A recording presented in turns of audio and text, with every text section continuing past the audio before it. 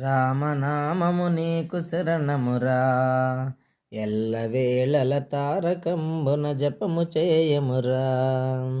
మక్కువతో శ్రీరామనామము మిక్కుటముగా స్మరణ చేయుము. రామనామపు శక్తి చేత పారిపోదురు యముని దూతలు, తత్వసారము తెలుసుకోరన్నా. సద్గురుని చేరి నిజము కనుగుని లాభమందన్నా.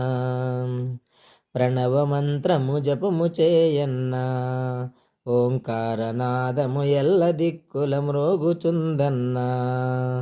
ఇంద్రియాలను కుదుటపరచి సూక్ష్మ దృష్టితో ఆలకించిన ప్రణవ రూపము గోచరించును హృదయ కుహరములోన లెస్సగా. తత్వసారము తెలుసుకోరన్నా, సద్గురుని చేరి నిజము కనుగుని లాభమందన్నా.